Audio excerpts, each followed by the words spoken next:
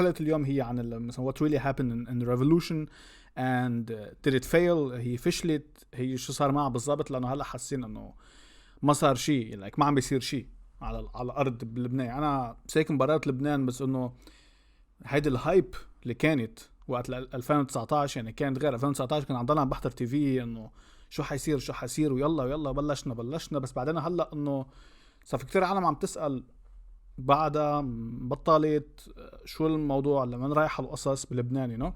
ف اذا بدك بنبلش maybe بتعرف عن حالك شوي، عن الانستغرام اللي عندك اياه، عن what you did. انه انت كمان I think you also كمان رحت على الشارع وشفت وعملت معهم قصص وهيك. سوري كان قتلي كمان. كمان يا الهوا لك وتفضل. اوكي فيرست انا رح اعمل انتروداكشن صغيره بس عني، ما رح طول كثير عني. اسمي الياس البيم، انا كو-فاوندر لميت لبنان انستغرام اكاونت مع يونس الايسي موجود كمان معي على الاكاونت. ونحن بدايه بلشت ميت لبنان از تو بروموت ا بيوتيفول ايمج اباوت لبنان من 2014، من اوغست 2014 بوقت ما كان في ولا بيج كانت بعدها، او في 2-3 بيجز عن هذا الموضوع. هلا الحمد لله بطلوا ينعدوا. سو هيدي هي كانت المين ايديا. واكيد مع الوقت تاقلمنا مع كل الظروف اللي عم يقطع فيها البلد، لانه اسمها البيج ميت لبنان، سو بدك تفرجي لبنان كل شيء فيه، المنيح والسيء، كل شيء عم بصير. وبوقت الثوره اخذت البيج منحى كليا مختلف، اللي هو دعم كومبليتلي دائم للثوره، لانه نحن من المؤمنين بضروره التغيير بالبلد، وضروره انه يكون في روح جديده، وضروري انه نبلش نحصل على حقوقنا كانسان، ضروري انه تبلش الدوله تعتبرنا اول شيء بليفل يعني بشكل اول انسان. من هونيك بالرايح بنكون بلشنا نحل كل امورنا ونحصل على حقوقنا وكل الهيدا. وبنعرف اكيد كمان واجباتنا، لانه هي مش بس حقوق، هي كمان واجبات تجاه الدوله. بس هلا حاليا خابصه الامور انه واجبات، لانه الدوله مش عطيتنا شيء. هلا هيدا باختصار مين انا. نحن بميت لبنان حتى ديورينج الثوره كنا عم نشتغل كثير دعم وسبورت لكل العالم اللي كانت يا عم تفقد وظائفها، يا عم بحاجه لاكل، او بحاجه لثياب، او بحاجه لاي مواد نحن بحاجه لها، ادويه. حتى وصلت معنا كمان كنا عم نعمل سبورت لناس مع كلابهم وبسيناتهم اذا عندهم بحاجه لادويه وعندهم كذا. So anyone who needed support بهيدي الفتره ولهلا نحن قادرين، او بالاحرى بنسعى لحتى نقدر نأمن له اياه هذا السبورت، ان كان من خلال انه نوصلهم لهدول العالم مع ناس بيقدروا يأمنوا هذا السبورت، او نحن بنعمل شيء نوع من الايفنتس لحتى نجيب مواد. بس اهم شيء نحن من اول ما بلشنا اليوم ما بنتعامل بالمصاري.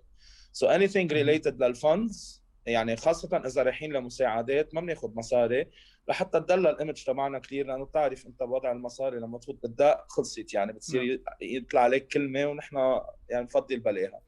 So anyone who would like to help دايما يحكينا على ميت لبنان. نحن بنستقبل اغراض، يعني بنستقبل ثياب، اكل، ادويه، مواد غذائيه، شو ما كان. وهيدول نحن بنقسمهم، عندنا ليست عيال بحاجه لهيدا الموضوع على طول، نحن كونستنتلي بنوزع لهم هيدي المواد وهيدول السبلايز اللي هن بحاجه لها. نايس. هلا سؤالك عن الثوره. سوري لا هلا انه بحال هلا حدا عم يحضر لايك كمان انترستد انه يتبرع بشيء كمان، انه دغري انا اكيد رح احط your Instagram account بالديسكريبشن. so اذا حدا دغري بيحكيك directly on Instagram اذا حدا عنده شيء يتبرع فيه. so yes 100%. that would be great. هلا مشان الثوره. هلا في ناس بعدها مش عارفين لايك بالضبط شو صار. يعني صار في كتير مثل مش ستيريوتايبس، بس انه صار في كتير اغلاط. يعني بالميديا صاروا يقولوا انه الثوره صارت بس منشان الواتساب، انه صاروا الضرائب على الواتساب $6 ما اعرف قديش بالضبط، ونزلوا العالم وبلشوا قصص وهيك. ليه صارت الثوره؟ انت عايش انه انت كمان يعني انت حب من سنه 2014 عم تحاول تفرجي صور على لبنان، سو اكيد انت فتت اكتر بهذا المجال. صح. شو كان عم بيعيشوا لبنان لوقت الثوره وليش صارت بالضبط؟ هي الأزمة الاقتصادية بلشت مش من 2019، نحن الأزمة الاقتصادية مبلشة من زمان، بس تفاقمت منيح بال 2013. يعني اللي وصلنا لهون هن التداعيات اللي اجت بعد 2013 اللي أخذتها الدولة. يعني وكل يعني كل السرقات اللي صارت، وكل النهب اللي صار، وكل الأموال اللي انحطت بغير محلها، وكل المشاريع. فهيدي جزء كان من الازمه الاقتصاديه الكبيره اللي كانت عم بتصير عم تواجه لبنان. واجا الواتساب اذا بدك، او هدول الست سنتس اللي قرروا مثل الشعره التي كسرت ظهر البعير. ايوه كنت بعدها ناقصه قبل ما تمتلك بيتهم للبنانيه. يعني اللبنانيه شوي بدي اذكرهم انه احنا قبل 2019 قبل الثوره قبل الواتساب كنا بلشنا نعاني من نقص بالفيول. كانت العالم بلشت تصطف على محطات البنزين، كان في عالم بلشت تعاني من المواد الاكل مثل رغيف الخبز والطحين والدعم على هدول الاكل. كان في مشاكل بلشت شو بيقولوا بلشت بوادرها تبين قبل ما يوصل للواتساب والست سنت. اجت الواتساب والست سنت هي اللي اذا بدك اطلقت الشراره عند الشعب اللبناني لشيء كان لابد انه يكون. يعني اذا ما كانت الواتساب كان رح يكون غير شيء ثاني، لانه العالم كان بفتره امتلت. يعني ما معقول يكون نحن عايشين بجنه يجي يقولوا لنا خذوا هاي 6 سنت على الواتساب بيصيروا ثوره وراها. المنطق وراها مثل قصة هذا اللي تعلمناه بالتاريخ، وقال شو اللي بلش الحرب العالمية الأولى، اغتيال مين كان بالنمسا ما أعرف مين، وداعة النمسا على يد طالب سوري ضعفت. لا يعني الرسول لا احفظهم صح. السبب المباشر كان ايه، السبب المباشر هو ما كان هو كان سبب غير مباشر لتطلع الثوره اذا بدك بلبنان الخطاب. بس الاسباب المباشره هي السلطه القمعيه اللي كانت عم بتصير. انت حريه الراي تبعك كانت مكبوته، ما كان في حدا يحكي، كل ما حدا يحكي بيستدعى ثاني نهار عن دائره المعلومات. واسيوم من بعد هيدا الاتصال كمان رح يكون له دور بهذا الشيء.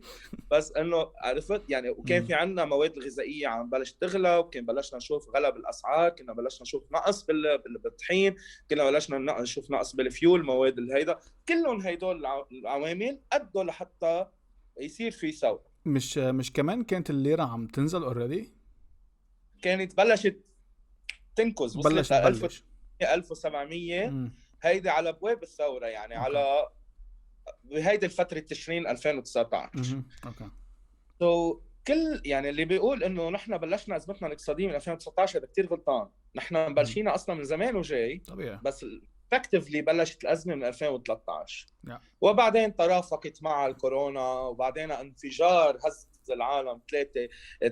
ثالث انفجار، اكبر انفجار بالعالم ب4 آب صار. هيدا الشيء كله ساهم، كورونا واللوك داون ساهم بانه يصير في ازمه اقتصاديه كثير كبيره. والسؤال هو وين العالم بالضبط؟ انه هيدا انه اذا كان السبب المباشر انه الواتساب اللي هي 6 سنتس انفجر مرفأ مات 203 اشخاص، انا بدي اسميهم استشهدوا، لان هدول ما ماتوا، ما راحوا انتحروا. هدول اغتيلوا، هدول قتلتهم دولتنا، هدول استشهدوا، هول ما كان لهم علاقه، هون ناس ابرياء مظلومين وناس يعني كل الصفات تنعطاهم الا انه يكونوا ماتوا بس. عرفت؟ لانه هدول ما راحوا هيك، راحوا غدر.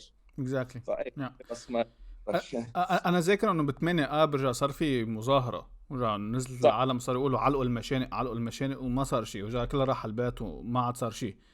فانا بستغرب انه شو هذا هلا، يعني هي تغيرت المطالب، هي او شو كانت المطالب من الاساس هي من الثوره؟ هو اللي رح احكيك اياه هو منه صح او غلط، هو بس وجهه نظر انا هلا عندي اياها. اوكي. لانه ما في حدا يجي يقول لك هلا هذا هو الصح وهذا هو الغلط ونمشي فيها هيك على العميان. في وجهه نظر لازم تلتقى، وهذه وجهه نظر اخر شيء رح تكون لبنان الجديد اللي نحن بدنا اياه. اللي صار انه اول ما بلشت الثوره وكانت كل العالم عفويه، بقيت عفويه على فتره لا باس بها يعني الفتره، وكانت بوقتها المطالب عم بتكون مختلفة. بس كان في مطالب اللي هي الأكثر، اللي هي إقالة الحكومة، اللي هي دعوة لانتخابات مبكرة، اللي هي ينعمل مجلس وزراء استثنائي مع صلاحيات استثنائية. يعني هيدول اللي كانوا عناوين عريضة إذا بدك اللي أول ما نزلنا على الثورة كانت موجودة. وأكيد استرداد الأموال المنهوبة اللي هو كان العنوان العريض الأكبر. بس كمان مع هدول المطالب انت بدك تفهم انه احنا ككوننا لبنانيه ما اصلا نحن ما عندنا المطالب البيسكس اللي لازم يكونوا عندنا اياهم. حقوق البيسك اللي نحن بدنا اياها ما عندنا اياها. يعني نحن طبابه ما عندنا استشفاء، يعني طبابه استشفاء مع بعضهم، ما عندنا نظام تعليمي هالقد بيضمن انه يتوصل العلم لكل العالم الموجودين بلبنان، ما عندك بنى تحتيه مثل الخلق، ما عندك انترنت، ما عندك مي، ما عندك كهرباء. يعني ما انت كشعب اصلا منطلق من مشي. فلما نجت الثوره ونزلت العالم للطالب بهدول العناوين العريضه، اجى معهم تلقائيا هدول المطالب اللي نحن هلا سميت لك اياهم، وبعد في الاف غيرهم، السن التقاعدي، حقوق المراه، كل الحقوق اللي نحن بحاجه لها بالبلد. طبيعي كانوا العالم بس يسالون الاعلام شو عم تعملوا هون، السؤال الاشهر اللي كان بالثوره اللبنانيه، ايوه. شو عم تعملوا هون، كان عم بيجاوبوا كل واحد عن جد هن شو بدهم. وهيدا الشيء ترجم غلط على الاعلام لباقي العالم اللي قاعدين ببيوتها، اللي هي بينت انه الثوره ما عندها وجهه نظر، انه الثوره ما عندها بيربس، ما عندها هدف، وانه الثوره ما عندها اي كالندر او اي اجنده مبنيه او اي بلان تقدر تشتغل عليه وتوصل هيدا البلد لشط الامان، لبر الامان. هيدا وحده من الاسباب اللي اذا بدك خليت هيدول العالم اللي هن ببيوتهم يزيدوا ويضلوا بيوتهم ويقنعوا عالم تاني كمان ينضموا معهم على البيوت. هيدا وحده من الاسباب. برجع بقول لك اللي انا عم بقوله هو منه صح او غلط، هو بس وجهه نظر اوبزرفيشن انا عاملها من خلال اللي عم شوفه بالبلد، من خلال كل شيء الاوضاع اللي عم تصير بالبلد. اوكي. هيدا اول اذا بدك واحد من الاسباب اللي خلى العالم تطلع من الطريق. ثاني سبب من الاسباب اللي خلى العالم تطلع من الطريق هو فعلا ما كان في عندنا وجهه، ما كان في توجه للثوره واضح مع كل التكوينات. وقصدي انا بهيدا الموضوع هو لجنه ثوره، لجنه قياده ثوره. هيدي اللجنه بتكون فيها اعضاء، هدول الاعضاء بيكونوا هن ممثلين المجتمع المدني وافراد قد ما فيهم يجمعوا العالم. اكيد ما فينا نحط لجنه فيها 100 شخص. وهيدي اللجنه هي كلها بتكون مصدر القرار ومصدر الاخبار ومصدر يعني سنترلايز، تكون هيدي اللجنه. وهيدي اللجنه تدير كل الدفه تبقى لهونيك. هيدي ما صارت ولا رح تصير. طب عندي سؤال، هيدي صارت وقت طلعت ريحتكم، وقت ما صارت الزباله بالشوارع ب 2015 بعتقد، ونزلت العالم. انا ذاكر في نهار كان شي 100,000 واحد بالشارع، وعملوا لجنه. انت كمان كنت تحت يا وعملوا لجنه وقتها. بعد ذاكر بس شخص منهم ما اعرف اذا بذكر اسمه هلا ولا خذ بلاها. كان منهم وتعرض لهجوم مش طبيعي، وطلع انه هو خائن للثوره وخائن ما بعرف شو ذكرها. ما انا كنت كمان متهجم على الاديان، وكان حاطط كان حاطط صور معينه على الفيسبوك، صار يقولها متهجم على الاديان وقصص وهيك، ودمروا اللجنه كلها سوا ودمروا كل المظاهرات. انت بتعتقد ليش بعدك بتعتقد انه اذا عملوا لجنه is a good idea؟ يعني كيف فينا نحمي هيدي اللجنه كمان لو نحن يعني السلطه اللي نحن عنا اياها، يعني بتعرف انت عصابات من الاخر، يعني من اسياد حرب. يعني هذا الشيء هيدي معلومه، يعني اتس رياليتي. هن كانوا بالحرب الاهليه وعملوا سلطه، يعني عرفت علي؟ لا توقف بوجههم. اذا تعمل لجنه بدك تكون يعني like next level لجنه، بدك تعرف كيف تحميها لهيدي اللجنه. كيف فينا نعمل هذا الشيء؟ اوكي رح احكي لك اياها اكثر شوي. انت اذا عايشين ببيت فيه 4 اشخاص او 5 اشخاص، عائله يعني رجال ومرته وثلاث اولاد لنقول موجودين معهم بالبيت، مشروع نهار احد بدهم يظهروا العائله كلهم سوا، مين بياخذ القرار؟ الاهل، الام والبي. الاولاد بياخذوا القرار؟ غلط هذا جواب، لانه الاولاد بلا بياخذوا القرار، لانه بعالم نحن اللي انا عم بحكي فيه، اوكي، العالم اللي انا عم بطلب فيه انه يكون في لجنه، هو عباره عن ناس قادرين عن جد ياخذوا قرار ويكونوا عن جد بارت من هذه السلطه، بارت من لجنه، بارت من اخذ القرار، يكونوا موجودين، يكونوا قادرين يعطوا من عقلهم ومن دماغهم ومن وقتهم ومن تفكيرهم ومن منطقهم ومن وجهه نظرهم بهيدي اللجنه. فمنطق انه الاولاد ما بياخذوا قرار لانه الاهل بس بياخذوا قرار، هيدا المنطق اللي انا بدي غيره، لانه الاولاد هن بارت من هذا القرار، خاصه اذا كانوا هدول الاولاد عمرهم فوق 10 سنين او 8 سنين او 9 سنين. هلا بيقدروا يعطوا رايهم بظهرت نهار احد، مزبوط، خلينا هونيك. بس انا اذا بدي اجي اعكسها وكبر شوي كونسبت على صعيد عالم، على صعيدنا نحن اليونج بيبل، انا اللجنه اللي عم نبقش عليها هي لجنه معموله من عالم عن جد قادرين ياخذوا قرار، هي واحد، وفهمانين انه هن عندهم القدره انه ياخذوا قرار، قادرين يتصرفوا بهذا الموضوع. اذا انت بتجي بتجيب لجنه فيها 20 شخص، من هال20 شخص في واحد بس قادر ياخذ قرار والبقيه كلهم ملتزمين بغير قصص وما عندهم قرارات، وما بيعرفوا اصلا وفين ياخذوا قرارات وفين يمشوا فيها وفين يكونوا قدها. انت هيدي اللجنه اكيد ما رح تمشي، وهذا الشيء لانه هذا الشيء صار ب 2015 يعني قصدك؟ صح. بال اوكي 2015 ما كان عندك ليدرشيب انف فيها لهيدي اللجنه. انت اللي جابون هن ناس تفكيرهم كان عم بيقول انه انا ما في اخذ قرار، خلص خليني اتكل على عالم غيري بتاخذ قرار. انا اوكي هدول الاتكاليه والناس اللي مستعدين يقعدوا على جنب وما ياخذوا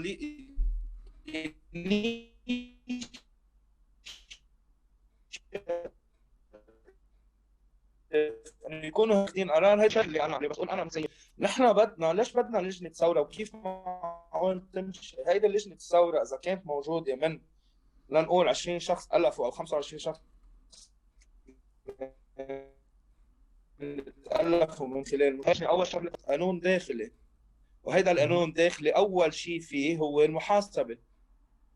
اوكي اذا انت بدك توصل رساله للعالم you have to lead by example.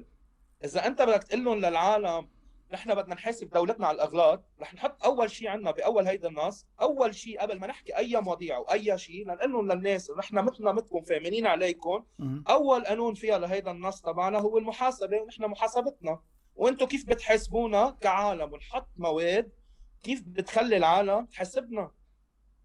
اوكي يكون بروسس. لانه وانس انت بتصير تسمع للناس وفير ميجور انت وماشي فيها لهيدي اللجنه بتصير تصلح وتمشي اذا عن جد بدك تصليح. ما عم بحكي انه شغل رح يكون كثير هين، ما عم بحكي انه شغل ما بده ديديكيشن وما بده وقت وما بده اعصاب وما بده انرجي وما بده كل هيدا. اوكي yeah. طب سؤال، سلميه او مش سلميه؟ يعني بتعرف اينشتاين شو بيقول؟ اينشتاين بيقول انه اذا بنضلنا نحاول نجرب نعمل نفس الشيء بنفس الكونتكست هيدا انسانيتي، هيدا جنون. اوكي واللي وصلت. توقف ريزالتس. اوكي انا مش ضد السلميه ولا مع السلميه، انا مع نتاقلم مع الظروف اللي نحن فيها ويعني تو اكت اكوردنجلي. يعني انت اذا هلا ظرفك بيسفل بالبلد منك بحاجه تولع الحرب وتنزل تكسر الدنيا وتعمل مدري شو. انت هلا الظرف بيسفل اكت اكوردنجلي. شوف شو عندك انت ويبنز بين ايدك تقدر تستخدمهم، هيدي المواد اللي هي بتخدم المصلحه العامه اللي هي بيسفل هلا قريب. بس اذا البلد كله ولعان you have to go with the flow، يعني بدك تمشي بهذا الاطار. ماشي يعني انت you have to act. ما بدنا نكون روبوت هيك روبوتس ماشيين انه اوكي هلا هيدا بدنا نعمل سلميه او مش سلميه. مش بحياتها كانت خيارين بس، سلميه او مش سلميه. غلط اصلا نفكر اذا سلميه ولا سلميه. الافضل نفكر كيف بدنا نتاقلم مع الظروف وهاو تو اكت اكوردنج لهدول الظروف. اوكي سو انت بتعتقد يعني الشيء ما بدي اقول فشل لانه الثوره كمان ممكن تكون ثوره فكريه بالنهايه، يعني انه الثوره بعدها بس انه عفوا الثوره باي ذا واي سوري ما بعتبرها فشلت للثوره. اكزاكتلي هيك قصدي. بس يعني انت يعني انت يو ثينك النكست ستيب اللي نحن لازم ناخذها لنروح للنكست ليفل فيها هي لازم يكون انه تشكيل لجنه.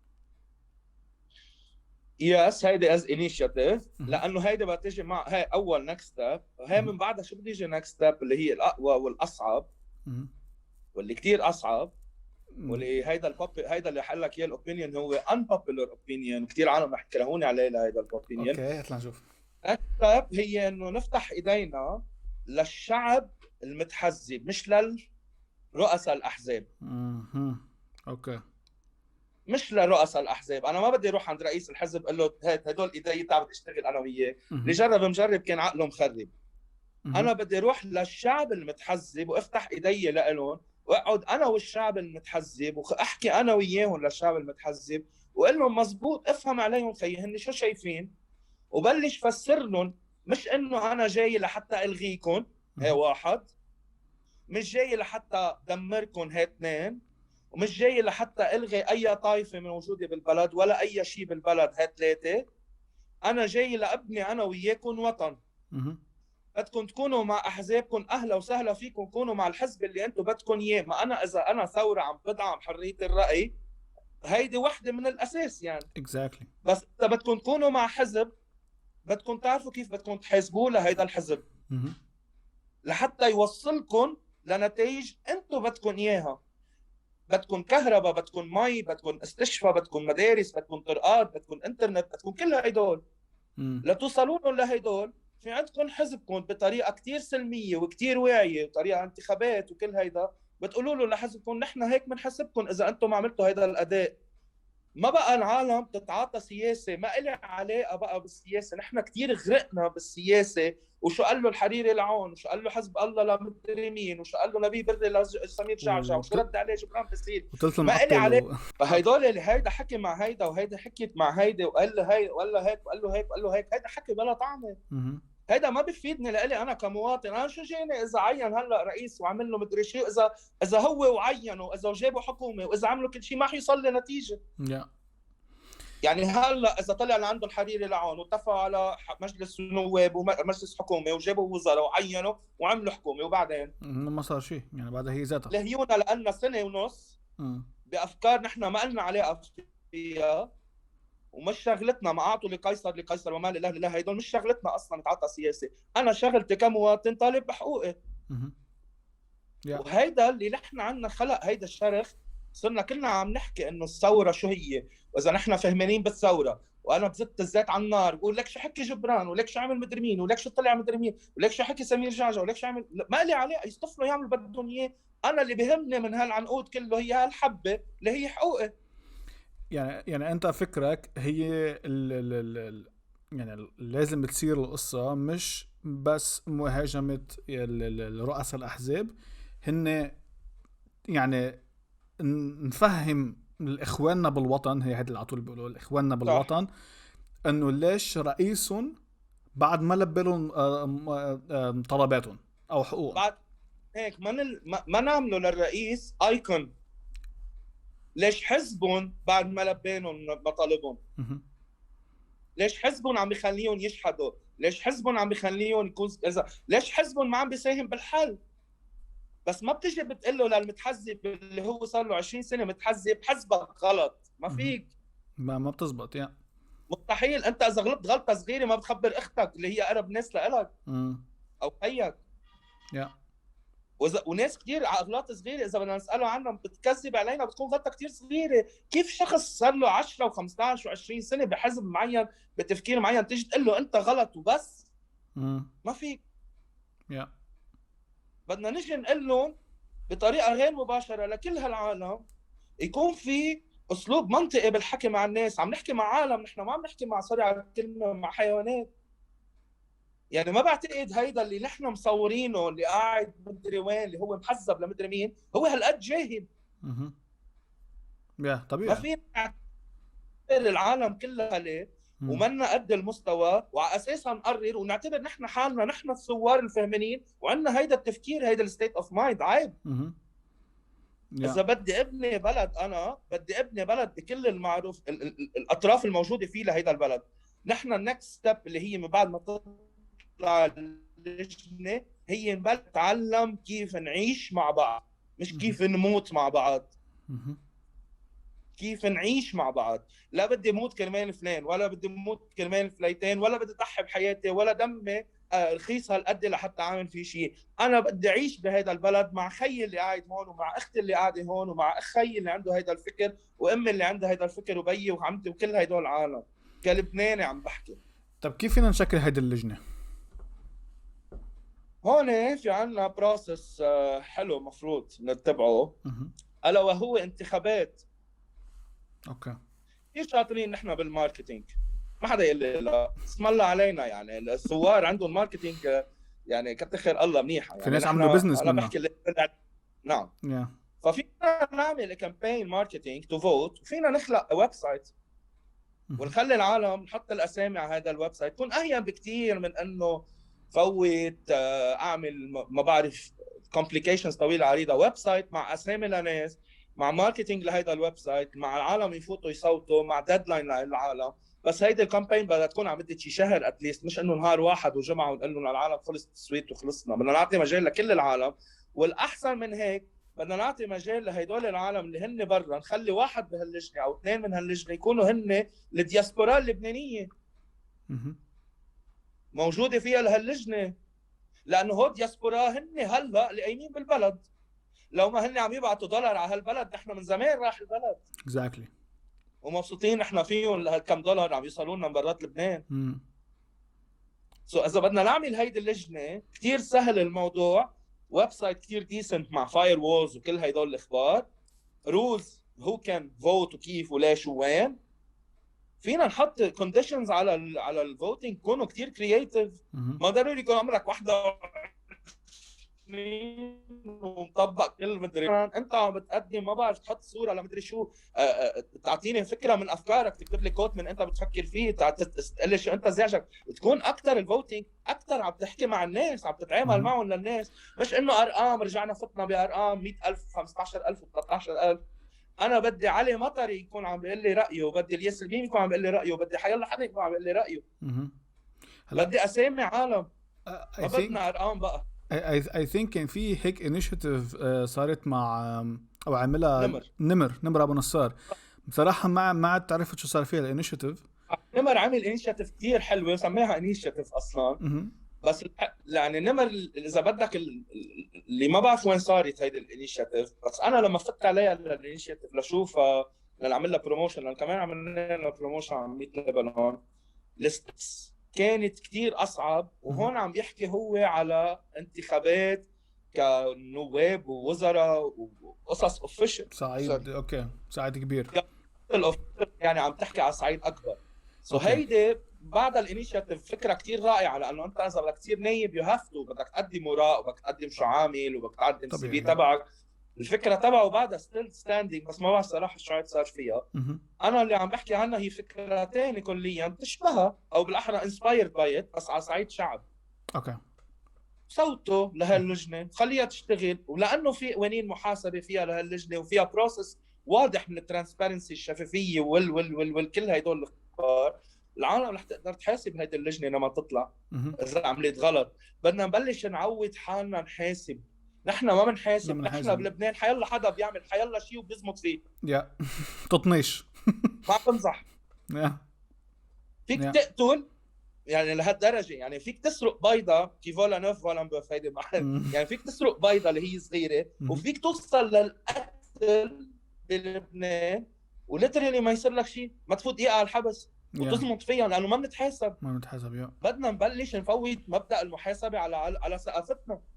مش غلط نحاسب، مش معناتها بنكرهه للشخص اذا حسبناه، بالعكس بنحبه اذا حسبناه. exactly طب انت ذكرت كمان اللبنانيز اكسباتس اللي موجودين برا لبنان. how can they help exactly؟ شو النقاط اللي هن بيقدروا يساعدوا فيها؟ يعني قصة اللجنة وقصة القصص الثانية. هلا بالنسبة للبنانيز اكسباتس وهاو they can help، بالنسبة للجنة مثل ما قلت لك يعني هن بده يكون في تنظيم. هون عم نحكي انت اذا بدك تقوم ببلد يعني عم تحكي في مجهود جبار بده يصير، وخاصة لبنان. لبنان وبالقدرة، بس لبنان بلد ثقيل واللي عم بيصير فيه كتير معقد وكتير complicated. المجهود اللي بده يكون مقابله قده، ما في يكون مجهود اقل منه للي وضعنا عم بيصير لانه ما بتزبط. فاللي برات لبنان بدهم كمان ينسقوا اجتماعاتهم مع بعضهم لينقوا 2 people من لبنان يكونوا هدول او منهم لحتى يكونوا موجودين بهيدي اللجنه. 2 3 people ما بعرف قد ايه رح تكون اللجنه، انا just guessing. هيدا على صعيد اللجنه. بلس بدهم يبلشوا يتحدوا هن يحكوا مع بعضهم كجاليات لبنانيه including هون عم اقول لك الاحزاب، لانه 3/4 الجاليات اللبنانيه اللي برا هي بعدها محزبه وكتير مقتنعه بحسبها، لانه برات الكونتكست اللبناني منا عايشه بلبنان لتعرف كل تفاصيل شو عم بصير. يعني الوجه اللي قاعد باستراليا او بكندا او العوني اللي قاعد مدري وين، او حزب الله او تبع امل او مدري مين اللي عايشين بافريقيا او اللي عايشين بغير بلدان بيوروب، لبنانيه كلهم اللي موزعين، خاصه اللبنانيه اللي سافروا ايام الحرب، مش هلا، مش اللي سافروا من 5 سنين، اللي سافروا قدام. هيدول شو جابوا اولادهم ربيوا على نفس الكالتشر، على نفس المنتاليتي. هيدول اذا بدك تيجي تقول له انت حسبك غلط، انت ما بتسوى وانت منك منيح، مش رح يشتغل معك ولا حيفكر يشتغل معك من هلا 100 سنه. وصلنا اصلا 2 سنين عم نعيط عليهم للجماعه عم نقول لهم انتم حسبكم غلط وانتم غلط، بعد ما صار يعني عرفت انه آه. هيدا صار شوي على غبا، سوري على الكلمه يعني. انه لازم واحد يستوعب انه هيدا الابروتش ما عم مش تزبط وفان فاكت على نقطه. فكره ببرلين. سوري بس لا يعني على نفس النقطه اللي انت قلتها ببرلين. لما بلشت المظاهرات بلبنان بلشت كمان المظاهرات ببرلين، صاروا ينزلوا على السيتي. بتعرف اخر شيء شو صار ينزلوا مظاهره ضد النظام، ينزلوا مظاهره لنبيه بري بنص برلين. الشرطه توقف بيناتهم، تخيل. اكيد ليش؟ لأ انت ان شاء الله اللي بتلحقه بده يكون الشيطان بحد ذاته. اذا بتيجي بتقول له انت مش منيح لانه هو هيك وانت هو مش منيح، هيدا خلص ما انت بتلحقه. يعني هيدول الناس انا اذا بتضلني اجي اقول لهم انتم كمتحزبين انتم ما بتسووا، هيدا اسوأ شيء ممكن. انت you are addressing the person مثل ما هو you're not addressing their behavior.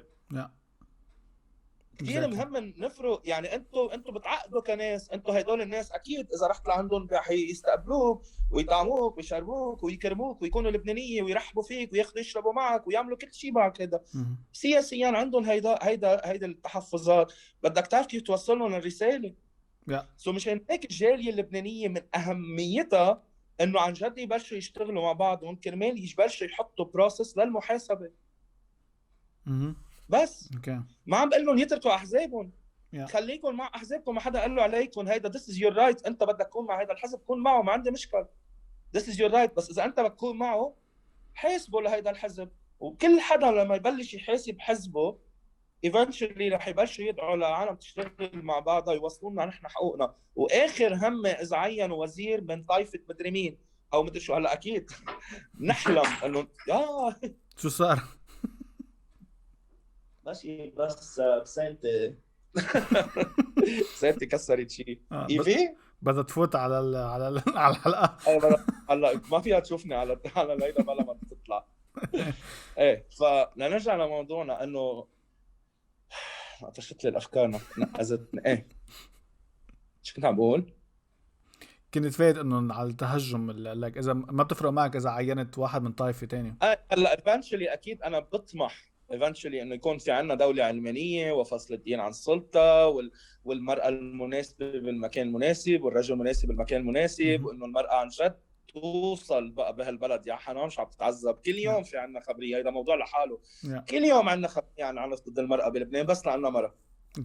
بس ما في غير ريزن، ما في غير سبب، بس لانه مستضعفه، بس لانه ما عندها حقوق، بس لانه ما عندها شيء. كل يوم من هلا من جمعه في 3 نساء كمان 3 فتيات انتحروا كمان من وراء عنف ما عم بيصير معهم وحق بحقهم وكل هدول الاخبار. هذا موضوع ثاني كمان لحاله بده اكثر من هذا، لانه يعطيهم العافيه في عندنا ناشطات بلبنان يعطيهم الف عافيه عم يشتغلوا على الموضوع. ان شاء الله كمان في حلقه عن بقول لك بطمح اكيد انه يكون في عندنا هيدي الحكومه وهيدا البلد العلماني اللي عم بحكي عنه فصل الدين عن السلطه. بس بالوقت الحالي انا هلا مثل ما هو الوضع لإلي اخر همي اذا اجى وزير من طائفه فلانيه او وزير هيدا، انا اللي بيهمني حقوقي، بيهمني ما اتعطل لما بروح على المستشفى. انا بيي خسرته على باب المستشفى، مش حدا بعيد يعني.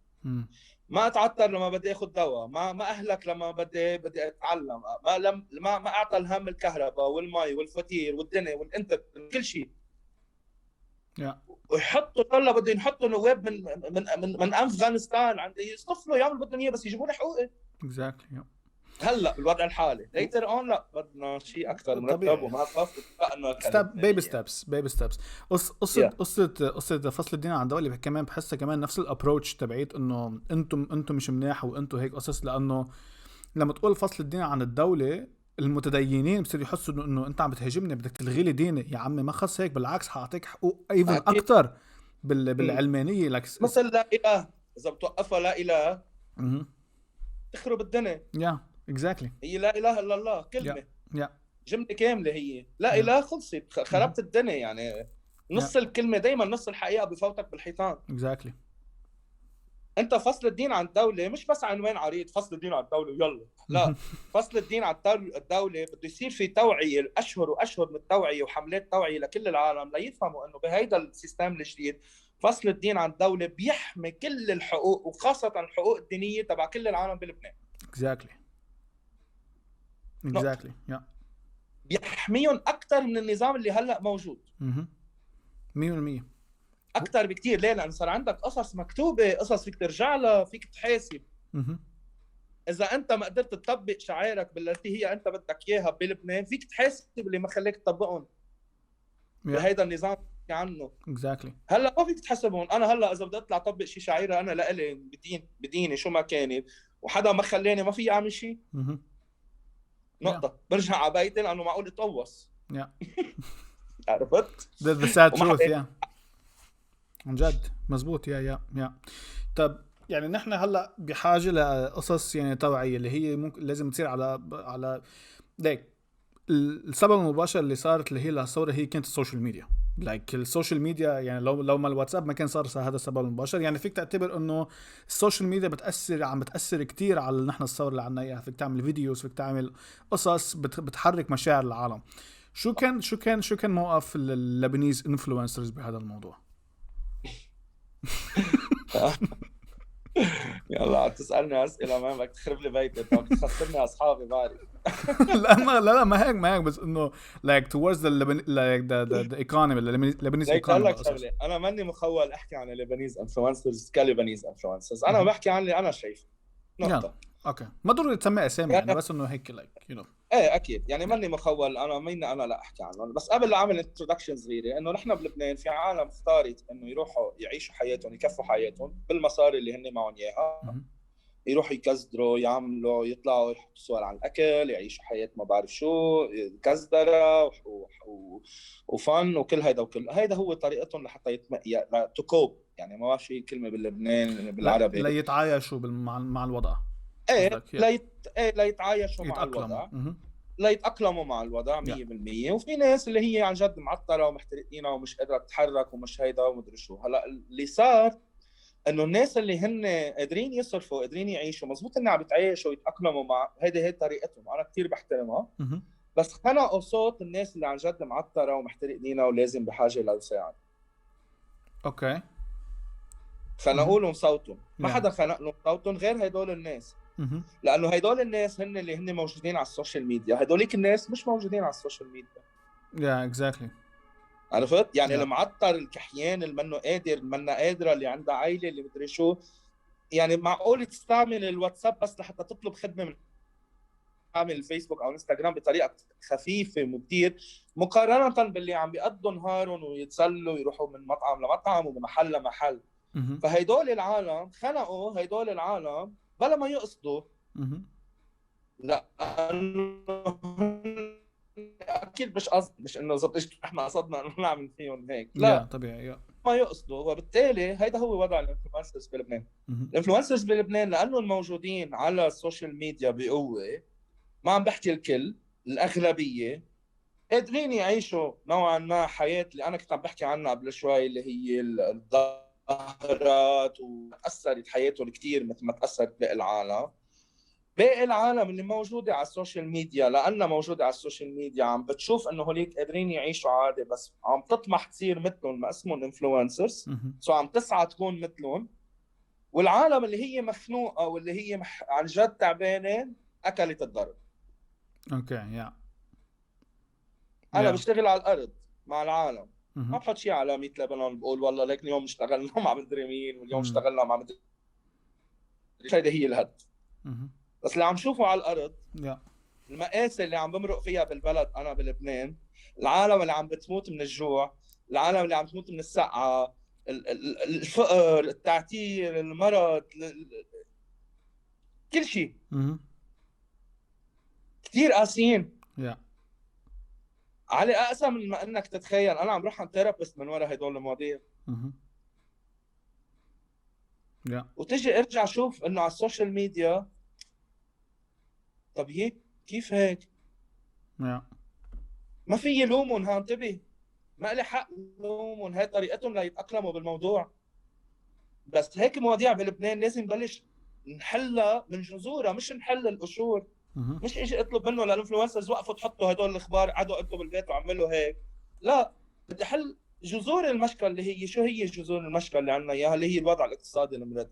المطلوب منه للانفلونسرز كلهم هالمره مش انه جزء منهم على القليله بجمعتهم يمرقوا النهار يكون ديديكيتد تو هايلايت عن قصص المآسي اللي مارق فيها البلد. حلو انه نفرجي صورة لبنان الحلوة، بس كمان حلو نفرجي واقع لبنان، وانه نحن عن جد بحاجة لمساعدة. exactly. ما في اتخبى وراء اصبعي واتخيل انه وضع لبنان كتير منيح وقول انا ام فاين، هاي مثل الام فاين اتس اوكي. لا، وير نوت فاين، وير نوت اوكي. حلو على القليله مره بالجمعه، ما بدي شيء منهم، ما بدي لومهم، يعني مش مخول انا لومهم، ما لي حق. yeah. بس مره واحده اذا فينا نتمنى عليهم بالجمعه at least one time once a week to highlight على الوضع بلبنان strongly and genuinely. يعني ايش يحسوها ديفوار وهوم ورك لازم يعملوه نهار الاربعاء الساعه 10 يعني خلص خلصنا منه يلا ليتس موف اون. yeah. اذا بضل هيدا الاويرنس يخصصوا هيدا النهار ليعملوا اويرنس سيشنز عن كل شيء، عن حقوقنا، عن ثوراتنا لبنان، عن المجرمين. يعني يحكوا عن لبنان. هالقد ميتين على لبنان، يبلشوا يحكوا عن لبنان. exactly. yeah. يعني يذكروا الناس ليش هن لبنانيه yeah. وليش لبنان از جود ونوت باد، ليش اللبناني مش عله، ليش اللبناني مش مرض. اللبناني هو حدا انسان كتير قوي وكتير مجابه وكتير فعال وكتير ناشط. اللي بحاجه له اللبناني بلبنان هي دايركشن. نقطه بس هالمرحله، مش دايركشن كل العمر. هلا نحن قد ما انضغطنا، قد ما احترق عن جد، قد ما وضعنا بلبنان يعني عم نتحمل وما حدا عم يتحمله. يعني ما عم نلحق منتل هيلث تبعنا. يعطيك العافيه. yeah. ما عم نلحق من كف لكف، من كف لكف. yeah. كل هيدول عم نقطع فيهم. انه حقنا نكون ضايعين، وحقنا يجي حدا ناخذه هي الطريق، او يبلش يقول لنا هيدول يور اوبشنز، يعطينا خيارات، مش نعتبر انه الخيار الوحيد اللي باقي لنا هو نحن حالنا بهالطياره ونفل من البلد. يا فهمت عليك. يا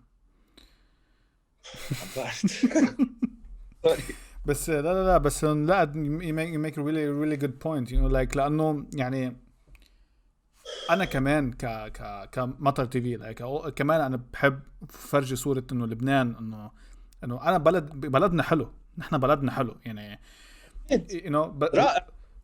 exactly. مين ما بيحب فرجي صورة حلوة عن بيت exactly. لبنان بلد بيتنا. انت بتفرجي صورة عن بيتك تيجي بتقول لك الحمام، لك ارض الحمام كيف هي، لك كذا. لا، كلنا بنحب نفرجي هالصورة الحلوة عن لبنان. لبنان بيتنا، لبنان ارضنا، لبنان اهلنا، لبنان كل شيء فينا. بس لازم كمان بنفس الوقت يعني لازم كمان نفرج الرياليتي اللي عم بيصير على الارض. انه كمان خصوصي هلا صار في عنا لايك ويلث جاب، حيصير في عنا ويلث جاب، الريتش والبور بطل في عنا ميدل كلاس بقى قبل ايام بلبنان كتير كتير كتير كتير عم بتقل. سو في عندك انت انفلونسرز عم بتقول انه هاي يو نو، بس انه في عندك كل الانفلونسرز اللي عم يفرجوا يا لوك يخت انا هلا على يخت انا هلا مدري وين مثلا، او على زيتونه باي ما اعرف شو. بس في عندك القسم الثاني مش عم يطلع صوته. اللي هذا هو الواقع اللي احنا كمان لازم نقوله، انه في عنا كمان يعني مثل قصه دبي. بعدين في عالم بتقول لك دبي وقصص وهيك، بعدين بيجي القسم الثاني بيفرجيك انه بس انه في كتير عالم فقراء بقلب دبي موجوده. اذا بتطلع على الطرف الثاني من دبي في كتير فقر you know. فهذا كمان نحن عنا يعني هو ذاته بلبنان، وهذا الشيء كمان نحن لازم نفرجيه انه ولك يعني. وهي قصه انه الناس انه maybe they are too proud to show انه لا انا بلدي ما في عنده مشاكل، انا بلدي لا. لو بلدك ما في عنده مشاكل كان بلدك من دول العالم الاول، بس لبنان منه من دول العالم الاول، وفي سبب لهذا الشيء. يعني ما فيك تتخبى ورا اصبعك you know. لازم تفرج الحقيقه كما هي عليه يعني وخلص. 100%. انا ما في الا ما وافقك على هذا الحديث علي، لانه كمان بنفس الوقت وخاصه لما بتيجي بتحكي عن انه العالم اللي احنا بلبنان we are too proud انه to say we are wrong او are not okay. احنا بعد يعني اذا بدك بعد اقوى too proud نقول we are wrong. exactly. مشان هيك الابروتش اللي انا عم بقوله هو انه do not say you are wrong, just show the truth او show awareness. فرجيهم instead of telling them you are wrong, show them are wrong in a very decent way, in a way يكون عن جد تقدر يعني تجي تقول له انه انت مزبوط عندك عقل وانت بتفكر وانا رح افكر مثلك وخذ هيدي نفس الليفل من التفكير بيني وبينك، مش انه انا اعلى منك او انت اوطى مني. لا هيدا الابروتش انا افهم وانت لا، وانت الغلطان. هيدا اللي هيدا مأذي كثير، اكزاكتلي. كثير. ما في حوار هيك اصلا بينتهي ما بشكل بيوصل انه لمحل، اكزاكتلي. يا يوصل لاخر شيء نحمل البارودة ونقوس بعض ونرجع عن جديد، يرجع يعيد التاريخ ذاته هو ذاته. التاريخ يعيد نفسه. بالضبط بالضبط. ما متت ما شفت مين مات. يا يا طيب، اخر سؤال. اخر قل لي. سؤال. يعني نحن كنا عم نحكي عن الريفولوشن وقصص وهيك. يا لما نشكل لجنه، واذا بدنا نشكل لجنه ونعمل هالانيشيتيف والقصص وهيك، do you think عن جد a change will eventually come؟ يعني do you think عن جد نحن رح نحقق انه نعمل لجنه نوحد اللبنانيه سوا، وعن جد نسقط السلطه اللي نحن عنا اياها؟ اوكي، رح تتذكر انا باول ما بلشنا الحديث قلت لك انا بالنسبه لي اللي بعتبر الثوره ما فشلت. يا تتذكرها هي هلا من شوي من Yes. الحديث. ليه لا عم اقول لك هذا الشيء ما فشلت؟ لانه نحن هلا اللي عملنا هو زرعناه. مهم. زرعنا هلا نحن. يا التغيير ما بصير بسنتين وثلاث سنين. مرموسه، رح اخبرك خبريه. مرموسه لما اجى اخذ اليهود اللي هن ان بارانتيز كانوا العبيد تبع مصر مهم. ونقلهم على ارض الميعاد، خبرية اللي وصلتنا انه ضاعوا هذا الشعب بالصحراء 40 سنه. مزبوط؟ اكزاكتلي. اكشلي ما ضاعوا، الله مش هالقد عرفت عقليته خفيف لحتى يضيع مرموسة والشعب بامه وابوه 40 سنه بالصحراء. هن الله كان بده انه اللي بدهم يوصلوا على ارض الميعاد هن ناس احرار بالفكر، بده نيو جنريشن، ناس يخلقوا احرار. لانه اذا جاب عبيد على ارض الميعاد رح يرجعوا يعملوها ارض عباده. يا تغيير بده وقت.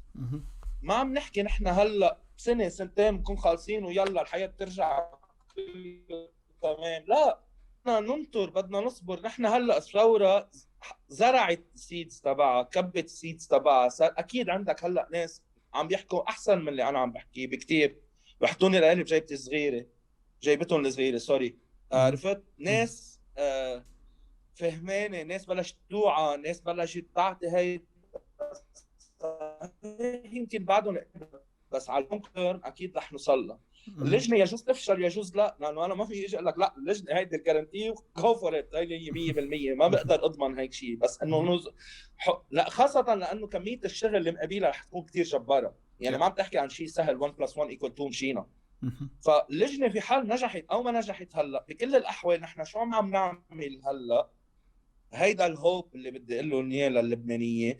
شو ما عم نعمل هلا؟ we are planting the seeds. نحن يمكن ما نستفيد منه شيء، بس اكيد the next generation رح يستفيدوا منه. and the next generation. نحن if we're doing this رح عم نعمله مش بس لإلي يكون انا والله لبنان لإلي مثل ما انا بدي ولبنان مثل ما بده علي. نحن we're building a country. نحن حنفل وهو رح يبقى. بس جوز بامس لما بلش للامور انه عن جد نحن حنفل وهو رح يبقى. شو بدنا نترك؟ اكزاكتلي. وهيدا السيدز اللي نحن هلا تركناهم. وهيدا لانه هيك نحن ما فشلت الثوره. طول ما نحن يعني طول ما في عالم مثلك ومثلي عم يفكروا انه لا لازم نضلنا مكملين، مش رح تفشل لانه بعدها هون ف ثقافه. الثوره هي ثوره ثقافه قبل ما تكون ثوره شيء ثاني. انت ثورتك بدها تكون على نفسك بثقافتك. انت شو بتعرف، كيف تتحدى حالك، كيف تقبل الراي الاخر. لو قد ما كان الراي الاخر مش لإلك او مش مناسبك، كيف تتعلم تعيش معه لهالراي الاخر، كيف تقنعه لهيدا. يا خيي نحن بلبنان سوري ان بارانتيز سيلزمان او سيلز وومن كلنا جرد. يعني بلبنان معروف عنه بيقدر يبيعك شو ما كان، بيقدر يبيعك ورقه كلينكس $1,000,000 ويقنعك انه هي ورقه كلينكس ما في غيرها بالعالم. These people نحن بنبيع، نحن بنحكي، نحن حكوجيه، نحن لساننا حلو، نحن بنملح ومنبهر يعطي شو 100%. بدك تقول لي انه رح تكع علينا مع شويه وعي انه نبلش نوصل نحن بين بعضنا لحلول وسطى ولا كومن جراوند؟ منا صعب. فهمت عليك. exactly. ايه بس صعب، منا مستحيل خليني اقول. طبيعي بدها وقت. ايه وما تقنعني انه اللبنانيه هبل. ما حدا يجي يقنعني اللبناني غشيم.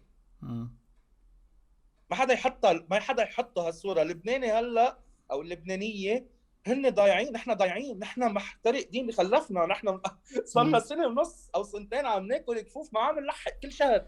وعلى سو فكره معلش اذا كنا ضايعين شوي اتس اوكي، مهم. بس ما حدا يجي يقول عنا ان نحن اغبياء او نحن غشمه او نحن ما بنعرف. وبس نبلش نفكر انه كلنا عن جد بنفكر سوا على نفس الليفل، بلش نتعامل مع بعض هيدا الاساس، بنبلش نلاقي حلول وسطى. وحتى المتحزبين كمان ضايعين. يعني احسن ما نقول ان احنا بس الغير متحزبين هن ضايعين، لا حتى المتحزبين اللي هن كمان ضايعين. عشان اخر فتره عم لاحظها كتير، ساعه بيكون مع ساعه بصير ضد. يعني بصير انه يعني لايك انه خلص انا هلا وين صرت، يعني شو بعمل انا هلا؟ لا بضلني بترك. عرفت علي؟ هيدا المتحزب او الامراه المتحزبه، لاعطيك اكزامبل انا موجود اكيد بالمجتمع اللبناني. سيده لبنانيه عندها ولد او ولدين او ثلاث اولاد، منفصله عن جوزها بغض النظر شو هن الاسباب. هيدي السيده اللبنانيه تابعه لحزب معين. مهم. هيدي كيس ستادي موجوده بالواقع اللبناني، ما لنا بعيده عن الواقع اللبناني ومش شيء من نسج الخيال. هيدي السيده انت برايك اللي هي تابعه لهيدا الحزب المعين اكس، لما ترجع على ليلتها على البيت تحط راسها على المخده وتنام، ما بيجي على بالها كيف بدها تعمل اولادها وكيف بدها تعلمهم وكيف بدها تهتم فيهم 100%. وكيف قادره لبنان القانون يحمي لها حقها وكيف وكيف 100% طبيعي. هيدا اكزامبل واحد موجود بمجتمعنا. مهم. اعطيك اكزامبل تاني، شاب لبناني عمره بالعشرينات، متحزب، قاعد بمنطقه معينه تابع لهيدا الحزب. فكرك هيدا الشاب ما بيحلم انه يكون مثلا معه سياره موديل السنه، قادر يتعلم باحلى جامعه، عم بيشتغل شغل وعاشه 3 4000 دولار؟ مم. ما بيحلم فيهم بس ينام على المخده. طبيعي. كلنا عم نحلم بنفس الشيء، مم. كلنا جرد. Yeah. بس حطينا فاير وولز، حيطان ورا بعضهم، مم. layers of nonsense اللي هن هدول layers of political nonsense، وفوتنا حالنا بدباجه سياسيه نحن مش لنا ما لنا علاقه فيها. Yeah. مزبوط. هذا اللي عملناه نحن ومش حق علينا. we didn't know any better. مهم. هالقد بنعرف Yeah. هلا Exactly. بهيدي الظروف Yeah. بهيدا الوضع، هالقد بنعرف. Yeah. بدنا حدا بس تو دايركت.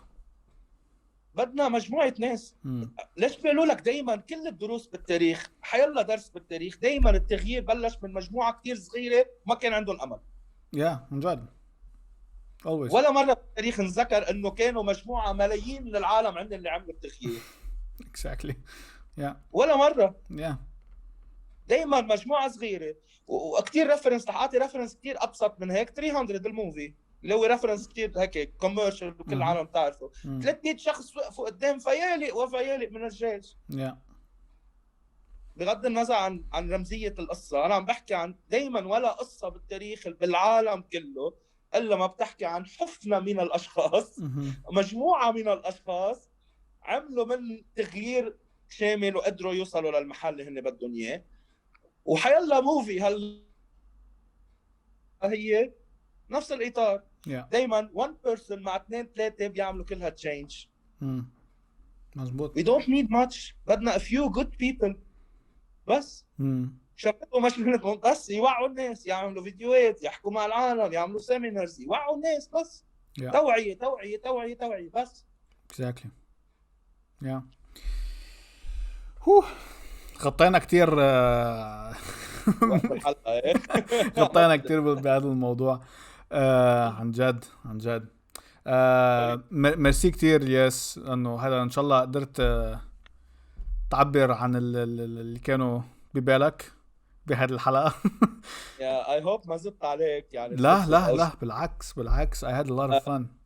وثانك يو سو ماتش لانك اعطيتني الاوبورتونيتي تو اكسبرس. صار لي زمان كثير حابب احكي هذا الحكي. اكيد ومش حابب احكي بفيديو انا نزله عندي على 100 ليفل، بدي يطلع طبيعي يعني. بدي يطلع هذا الحديث نتيجه حوار، مش نتيجه والله انا قاعد وحاطط سكريبت قدامي وعم بحكي فيه. exactly. يا بالضبط. وثانك يو كمان انه انت كمان joined like this episode, so it was really fun.